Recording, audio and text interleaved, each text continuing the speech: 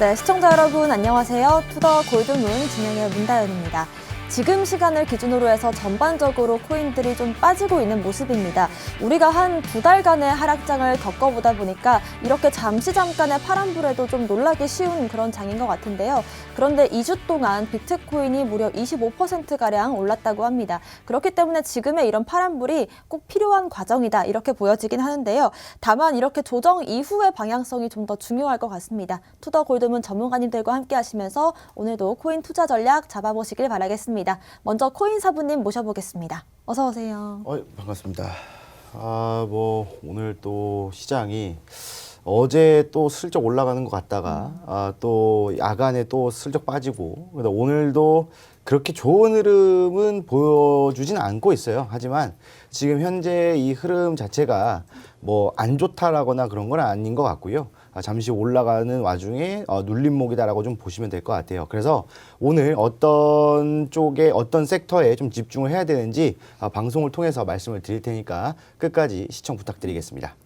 네, 지금의 이 눌림목 장세에서 우리가 어떤 곳에 좀 초점을 맞추면 좋을지 같이 체크해 보시길 바라겠습니다. 코인 트레이너님 모셔볼게요. 어서 오세요. 네, 반갑습니다. 이제 코인 트레이너 전문가입니다. 지금 시간을 기점으로 지금 조금 많이 빠지는 이런 모습을 보여주고 있습니다. 근데 앞서 이제 아나운서님이 말씀해 주신 것처럼 이제 비트코인은 하방을 찍고 나서 하방부터 지금 위치까지 약 27% 정도 상승한 이런 모습을 보여주었고요.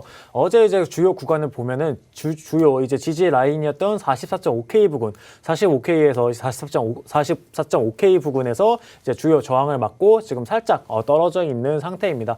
하지만 어제 이제 차트 흐름을 봤을 때 이제 도지형 캔들 모습을 보여주었죠. 위아래로 강하게 매수세가 강하게 위아래로 움직이는 걸 보여주었고요. 기존에 아무래도 기존 매물대에 들어가는 만큼 주요 저항을 맞고 지금 현재는 61선 위에 살짝 안착해 있습니다. 지금 이 구간은 이제 조정이라고 봐도 나쁘지 않은 부분이라고 생각되고요. 지금 시장이 어느 정도 좀 빠지고 있긴 한데 그간 이제 우리가 가지고 있었던 알트코인들 뭐 마이너스 60, 70 찍던 게 지금 현재 뭐 마이너스 40, 30까지 많이 올라왔습니다. 많이 올라왔기 때문에 어느 정도 살짝 쉬어가는 부분이 어떻게 보면 더 긍정적인 요소다라고 보실 수 있겠고요. 이런 시장에서 또 오늘 투더 골드문 보시면서 또 우리 챙겨가야 할 종목들 체크해 보시면 좋을 것 같습니다. 네, 저번 방송에서 코인 트레이너님께서 43K를 뚫어주는지가 관건이다라고 말씀을 하셨고 이 부분을 돌파하면서 시원하게 또 44.5K까지, 45K까지 도달을 했지만 지금 다시 눌림목으로 들어온 상황입니다. 이런 상황에서 우리가 코인 이슈들 체크해보면서 시장 대응 전략 잡아보면 좋을 것 같은데요. 코인 이슈 흑과백 먼저 악재부터 살펴보겠습니다. 코인사부님.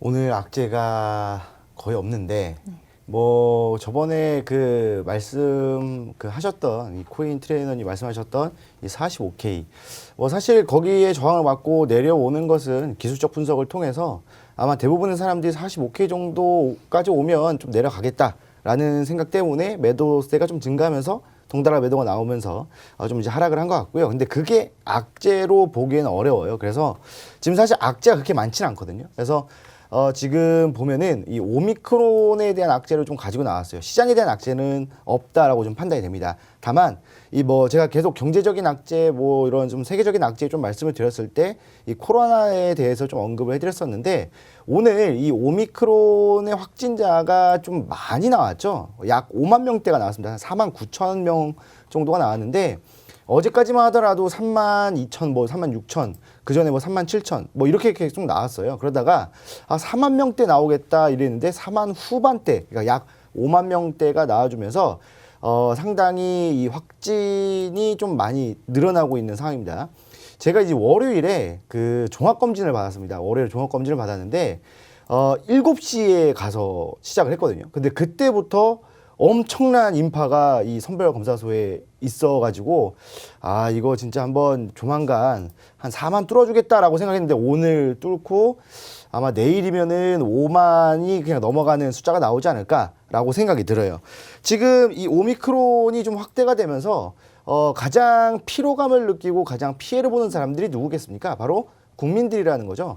우리가 이 확진자가 처음에 이 코로나 확진자가 늘어나면서 이거 어떻게 하지 마스크 처음에 안 썼죠. 어떻게 하자가 좀 늘어나다가 마스크 쓰기 시작하면서 확진자가 수가 줄어들고 그때 이제 거리 두기를 좀 이제 느슨하게 풀었다가 다시 한 번 더 확 늘어나면서 막 이런 피로감이 존재했었단 말이에요. 그러니까 우리가 이제 일상생활에서 사용했던 원래 누렸던 이런 것들을 누리지 못하고 좀 차단을 당하는 상황이다 보니까 이런 것들 참고 참다가 또 풀어졌다가 또 참아야 되는 상황이 온다라고 했을 때 생활 자체가 굉장히 피로감을 느낀다는 겁니다. 그럼 거기서 더 피해보는 사람들은 아무래도 이 장사를 하시는 분들, 자영업을 하시는 분들이 엄청난 피해를 보게 되겠죠. 그래서 뭐 최근에 뭐 이제 영업 손실에 대한 부분들을 좀 보상을 해달라라는 이런 이야기도 있었는데 그런 부분들이 뭐 아직까지 뭐 잘 얘기가 되고 있는지 모르겠지만 이런 부분들이 나왔다는 얘기는 그만큼 손해가 많다라는 겁니다. 자, 그래서 대안책으로 나왔던 게 바로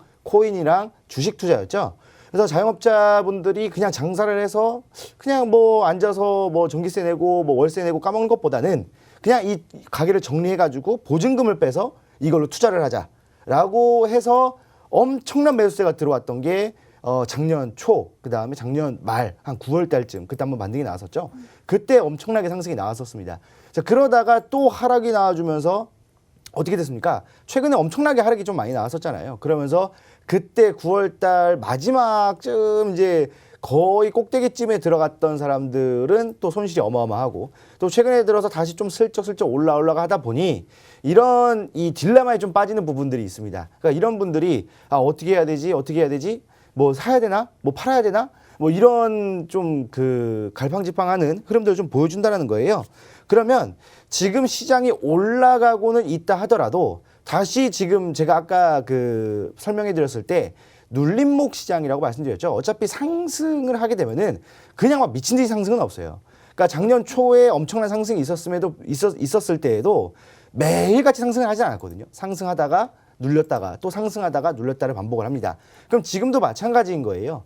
많은 하락이 있었던 와중에 매집이 일어나고 나서 반등이 나오고 있다가 잠시 눌려주고 있는 이런 상황에서 다시 한 번 더 올라가 줘야 되는데 이 눌림목을 제대로 파악하지 못하고 이거 다시 하락하는 거 아닌가? 45K 저항을 받았네? 떨어진다, 박살난다, 또 내려간다, 더 뚫린다 막 이런 생각으로 또 하다 보니 투심이 얼어붙을 수 있다는 거겠죠. 자, 그러면 투심이 다시 얼어붙었다. 그럼 어떤 상황이 나옵니까? 예전에 하락을 하기 시작했었던 초기 그때 있죠.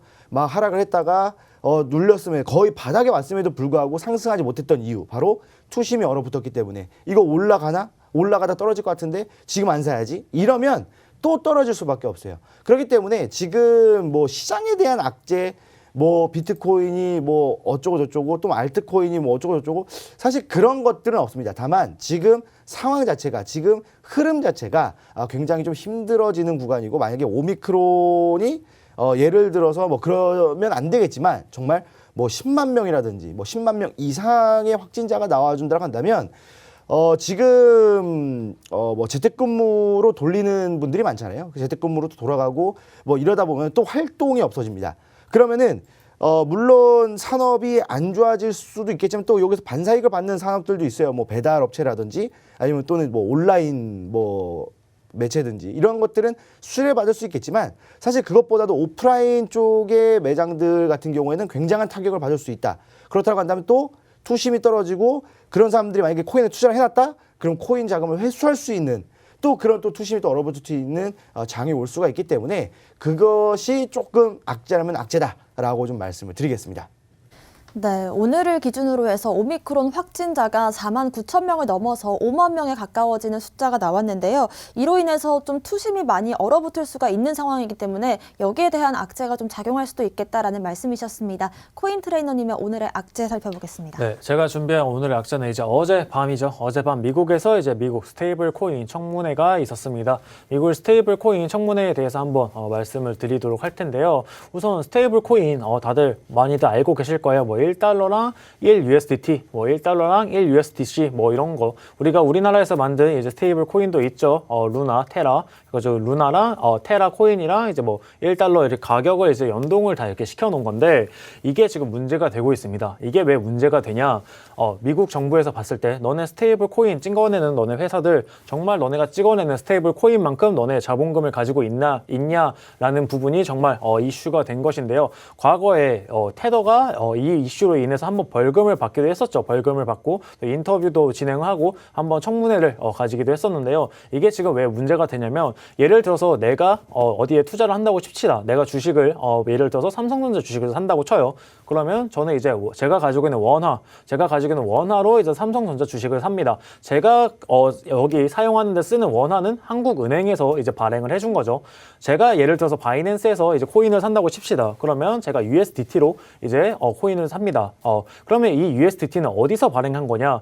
미국 정부의 달러, 미국 정부 중앙은행이 발행한 달러가 아니라 이제 테더라는 회사에서 발행한 USDT라는 이제 이 화폐로 이제 사용을 하게 됩니다. 이게 지금 왜 원화 또는 이제 달러 그 자체로 이제 거래를 못 하냐면 거래소가 이제 은행이랑 같이 연동이 되어 있어야지 은행에서 허가를 받은 이제 거래소만 이제 이런 식으로 원화 거래를 할 수 있게끔 이제 제도를 트래블 룰을 만들어 놨기 때문에 이런 현상이 발생한 건데요. 마찬가지로 업비트 같은 경우도 우리가 원화 거래를 원래 못 한다라고 했지만 이제 정부의 허가를 받음으로써 이제 원화 거래를 가능하게 했었죠. 원화 거래를 은행의 허가를 못 받은 이런 거래소들은 지금도 현재도 이제 뭐 비트코인이나 아니면은 뭐 리플 아니면 USDT 같은 거를 사용을 해가지고 이제 거래를 사용해야 됩니다. 이렇게 정말 스테이블 코인 발행사는 어떻게 보면 작은 은행이라고 봐도 무방할 만큼 이렇게 영향력을 가지고 있는데요. 과거에 문제가 됐던 이런 부분들은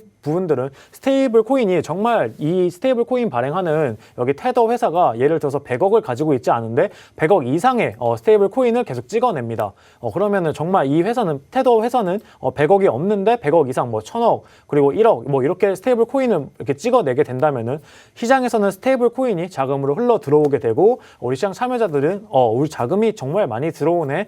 가격이 계속해서 올라가겠구나라고 생각을 해서 비트코인 가격, 뭐 이더리움 가격, 각종 알트코인들 계속해서 지속적으로 가격이 올라가게 됩니다. 하지만 그 원래 이제 자본금을 가지고 있던 건 이제 약 100억 정도밖에 안 되기 때문에 이게 그 뻥튀기 돼서 가격 뻥핑을 일으키는 게 아니냐 이런 게 과거에 정말 문제가 됐었고요. 여기에 있어서 그때 과거에 테더 벌금도 받고 청문회를 했던 부분이 이런 부분 때문입니다. 이렇기 때문에 미국에서는 스테이블 코인을 지속적으로 규제를 하려고 하고 스테이블 코인의 규제안으로서는 법정 할패와 정말 너네 1대1로 같이 연동을 패킹을 하느냐 이걸 체크를 하고 여기에 있어서 지금 디파이에도 디파이 시장에서 굉장히 많이 쓰이는 만큼 이렇게 코인의 가치를 뒷받침하는 이런 자료들, 뭐 재무제표, 스테이블 코인을 발행하는 회사의 재무제표, 자본금은 얼마고 지금 스테이블 코인은 여기에 맞춰서 얼마 정도 발행을 했느냐, 그리고 지급 준비율. 우리 은행을 가보면은 은행에는 다 지급 준비율 제도가 있습니다. BIS 비율이라고 이렇게 준비가 되어 있는데요. 이거를 동일하게 테더 발행사에 적용을 시켜서 너네를 작은 은행처럼 이제 규제를 하겠다라는 식의 이제 청문회가 어제 있었습니다. 그럼 우선 테더가 이런 문제점을 가지고 있다는 거는 아마 다들 아실 텐데요. 일단 이런 테더의 문제점. 우선 전 세계 비트코인 거래량 한 60% 정도는 이제 USDT로 거래가 됩니다. 바이낸스 거래소에서 굉장히 많이 거래가 되고 있고요. 바이낸스 기준으로 미화로 그냥 코인을 사는 것보다 USDT로 사는 게 거의 한 10배 이상 차이가 날 정도로 이렇게 USDT가 많이 사용되고 있으면서 아까 말씀드린 USDT의 발행량 증가는 이제 비트코인의 가격 상승을 만들어 줄 수 있는 이런 문제점을 가지고 있습니다. 그렇기 때문에 지금 그 대체안으로 나온 게 이제 USDC라고 이제 1대1로 정확하게 같이 연동을 하고 내가 가진 자본금만큼만 딱 코인을 발행하는 이런 식으로 스테이블 코인의 이제 안정화를 해가려는 이런 노력들 어떻게 보면 제가 악재로 넣었지만 지금 이제 테더가 하고 있는 이 행위 자체는 어떻게 보면 조금 악재지만 이 시장의 악재지만 이렇게 규제안을 만들어주고 미국 정부에서 지속해서 관심을 가져준다면은 앞으로 더 깨끗하고 확실한 시장이 되어서 거래를 할 수 있을 것으로 이제 생각이 됩니다. 그러면서 이제 어제 또 디센트럴랜드에 대해서 제가 조금 알아보았는데요. 디센트럴랜드 거의 이제 메타버스 NFT의 대장주죠. 우리 대장주인데 디센트럴랜드 최근에도 이제 삼성전자가 이제 1월 달에 여기 안에 삼성전자 뭐 플래그십을 건설을 해서 여기서 물건도 팔고 이것저것 하겠다라는 식의 야심찬 포부를 밝히면서 또 디센트럴랜드가 그 하락장 속에서 10% 이상 상승하는 이런 모습도 보여주었죠. 근데 지금 현재 디센트럴랜드의 동시 접속자 수가 약 2,000명 정도밖에 되지 않는다고 합니다. 시가총액이 지금 현재 6조, 7조에 육박하는 정말 어마어마한 순위고, 그리고 NFT 시장에서도 29위를 차지할 정도로 굉장히 높은 순위를 가지고 있는 거의 근본주라고 볼 수 있는 이 디센트럴랜드가 지금 현재 동시 접속자 수가 굉장히 2,000명밖에 되지 않을 정도로 굉장히 적다고 합니다. 한때 이제 시가총액이 거의 10조에 육박할 정도로 굉장히 시장이 커졌었죠. 지금 뭐 다른 게임들을 봤지만 동시 접속자 수 굉장히 중요하지만 디센트럴랜드 지금 현재 2,000명밖에 되지 않고요. 뭐 다른 게임들 뭐 롤이나 정말 국제적으로 유명한 게임보다도 훨씬 뒤떨어지는 이런 모습을 보여주고 있습니다. 아무래도 선두 주자가 조금 성공을 해주어야지 나머지 후발 주자들이 따라오는 만큼 디센트럴랜드가 지금 이렇게 이용자 수가 줄어들게 되면 아무래도 그 후에 컨텐츠 질 계속해서 떨어질 거고요. 컨텐츠 질이 떨어지면은 이제 거기 또 유입되는 신규 유입자가 많이 없어지는 이런 악순환이 계속 반복되겠죠. 이런 부분은 디센트럴랜드가 컨텐츠도 조금 활성화시키고 조금 마케팅도 잘 해가지고 신규 유입자 수를 많이 들어오는 이런 정책들 조금 피면 좋지 않을까 생각을 해봅니다. 네. 네, 일단은 미국 의회에서 스테이블 코인 관련해서 자본금에 대한 청문회를 열고 있고요. 그리고 이 디센트럴랜드 같은 경우에는 삼성전자와 협력을 해서 삼성 837을 오픈을 했는데 사실상 뚜껑을 열어보니까 접속자 수가 그렇게 많지 않다. 2,000명가량이다라는 게 오히려 좀 실망감을 키워줄 수 있는 악재로 작용할 수 있을 것 같습니다. 오늘의 호재도 살펴보겠습니다. 코인사부님. 오늘 호재 또 오랜만에 또 NFT에 대한 이야기를 또 가지고 나왔습니다. 자, 지금 여러분들도 좀 알고 계시는 이야기겠지만, 뭐 카카오 게임즈가 이제 코인 이제 이 시장, 그러니까 NFT 시장으로 좀 진출을 하죠. 그래서 이제 이 사명 자체도 메타보라로 이제 바꿉니다. 이제 메타보라로 바꾸고 나서 이 생태계를 좀 확장을 하겠다라고 좀 이야기를 했거든요. 그리고 지금 NFT 시장 자체는 지속적으로 좀 상승을 하고 있는 상황입니다. 뭐 지금 현재 우리가 매매를 하고 있는 뭐 일반 거래소에서 코인들의 가격 자체는 계속 내려갔었죠. 여러분들 아시다시피 계속 내려갔었고 좀 고통의 연속이었지만 이 NFT 시장은 정말 활발하게 매매가 이루어지고 정말 없어서 못 팔 정도였거든요. 특히 NFT 시장에서 그 뭐 쓰잘데기 없는 거예요. 정말 이걸 어디다 쓰지 싶을 정도의 물건들도 나오자마자 뭐 5초면 뭐 다 매진이 되고 뭐 또는 뭐 아무리 길어봐야 뭐 한두 시간이면 다 동이 납니다. 게임 아이템들도 있을 수도 있고 그다음에 또는 어떤 경우에는 또 그 약간 이벤트적인 것들. 그러니까 NFT 시장 보면은 최근에 이제 그 올림픽이죠. 좀 많이 화나는 올림픽인데 이 올림픽과 관련해서 이 선수들 카드도 이 NFT 시장에 또 등장을 해서 또 이제 그 매매가 되고 있는 그런 상황이었어요. 근데 이제 카카오 게임즈라는 이 대기업이 이 메타보라로 사명을 바꾸고 생태계를 확장해 나간다면 사실 이 NFT 또는 이 메타버스에 엄청난 시너지 효과가 있지 않을까라는 생각이 드는 거예요.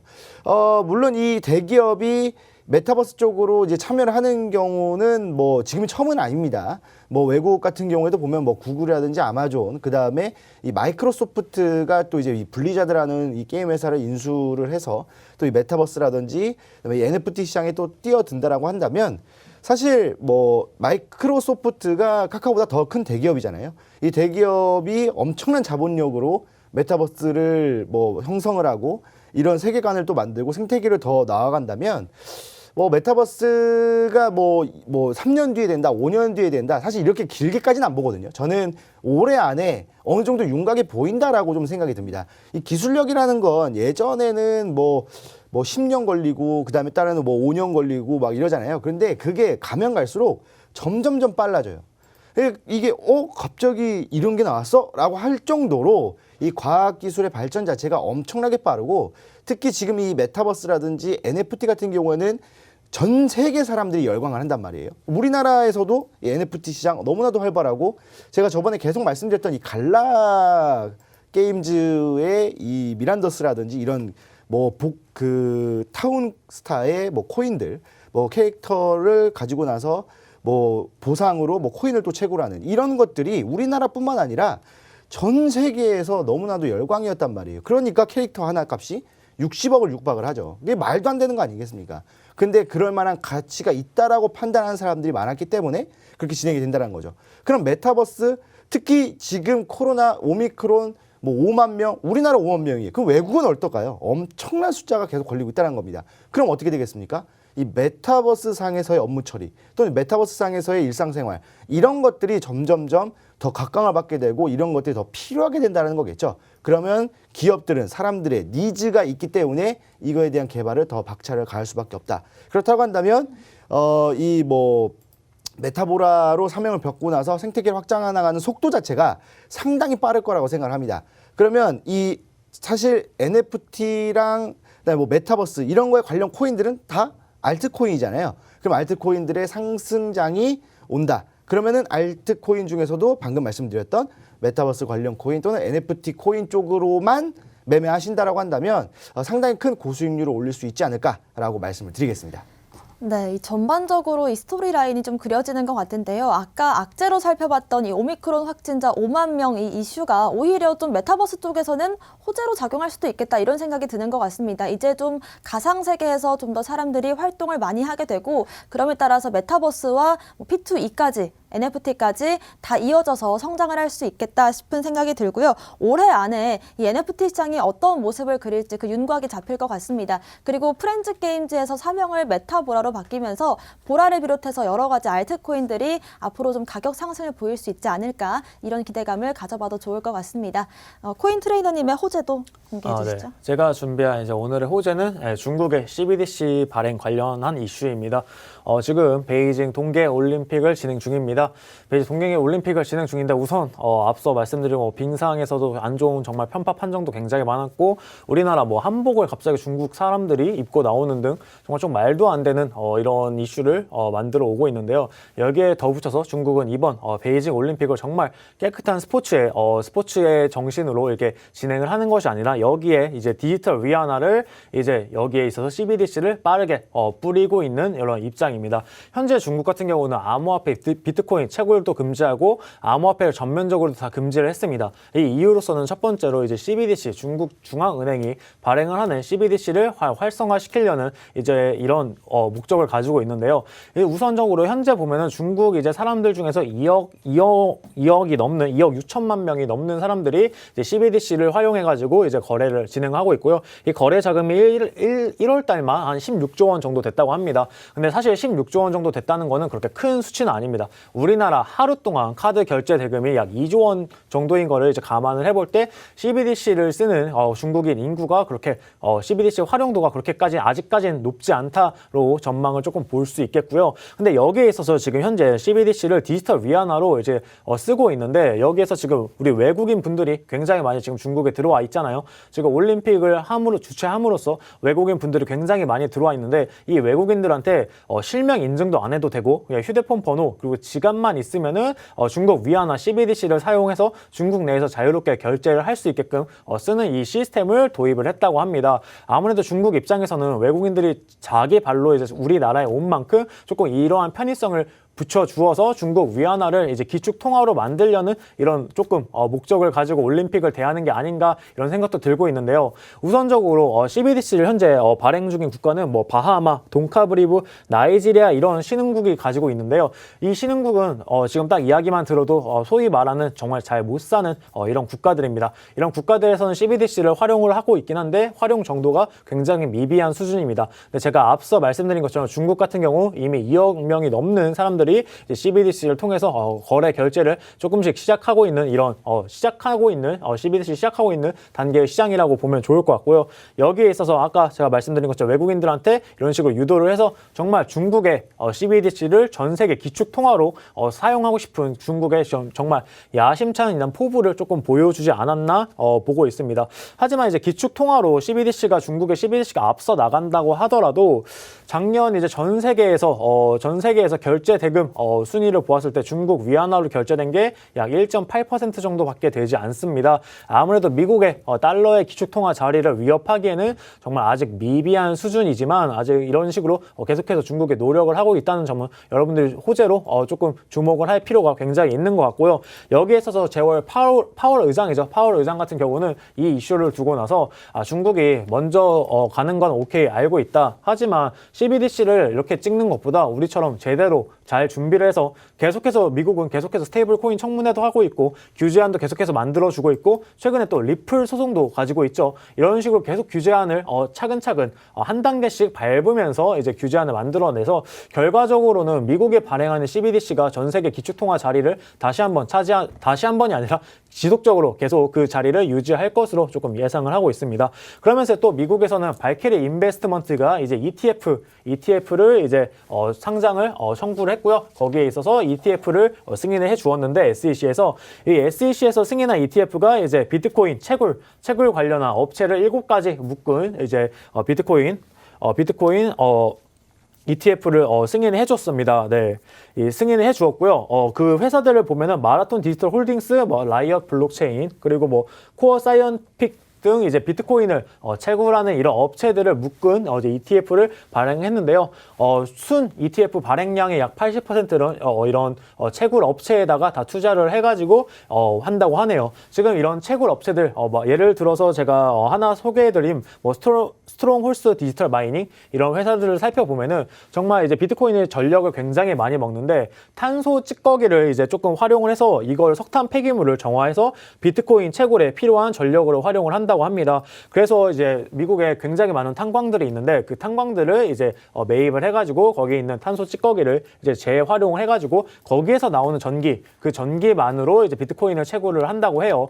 이렇게 지금 ETF를 이제 승인을 해주면은 계속해서 이 회사들은 계속해서 비트코인을 채굴해 나갈 것이고요. 비트코인을 계속해서 미국에서 채굴을 해 나간다면 이 기업의 가치가 올라간다라고 한다면 어떻게 보면 비트코인의 가격 상승을 계속해서 발행하는 것 같습니다. 하지만 조금 주의할 점도 가지고 있는데요. 비트코인은 4년마다 반감기를 가지고 있습니다. 이 채굴 회사들은 최대한 많은 비트코인을 캐가지고 가격을 많이 올리는 게 목적입니다. 하지만 반감기가 되면은 채굴하기 쉽지 않겠죠. 그렇기 때문에 약 4년 뒤에 약 3년 뒤에 이제 돌아오는 2023년에 반감기가 기다리고 있는데 그때쯤 해서는 비트코인 채굴하는 이런 회사들이 조금 소폭으로 하락할 예정이니 그때 타이밍 잘 맞추시길 조금 바라겠습니다. 그러면서 또 이제 YG가 또 NFT 사업에 또 진출을 했다고 합니다. 바이낸스랑 같이 손을 잡고 이제 NFT 사업에 진출했다고 하는데요. 앞서 코인 사부님이 말씀해 주신 것처럼 NFT 이 시장 계속해서 이제 확장을 나가고 있고 YG 지금 연예인들의 이제 뭐 친필 사인, 뭐 연예인들의 뭐 옷 아니면 캐릭터 이런 것들을 다 NFT에서 판매를 하게 된다면 이 시장 계속해서 커져나갈 것으로 이제 예상을 하고 있습니다. 네. 네, 일단 이 베이징 올림픽 정말 말도 많고 탈도 많은 상황인데 이렇게 올림픽을 디지털 위안화의 대비 무대로 쓰고 있습니다. 근데 사실 또 이용률도 굉장히 높은 상황이기 때문에 디지털 위안화를 시작으로 해서 디지털 달러라든지 여러 국가들에서 CBDC 발행에 좀 박차를 가할 수 있지 않을까 이렇게 보여지고요. 또 YG에서 이제 국제 최대 규모인 이 바이낸스와 함께 NFT 시장에 진출하겠다라는 것도 NFT 시장에 또 한 번 엔터테인먼트 붐을 일으킬 수 있지 않을까 싶습니다. 오늘도 코인 이슈 흑과백 살펴봤고요. 저희는 잠시 뒤에 코인콕으로 돌아오겠습니다.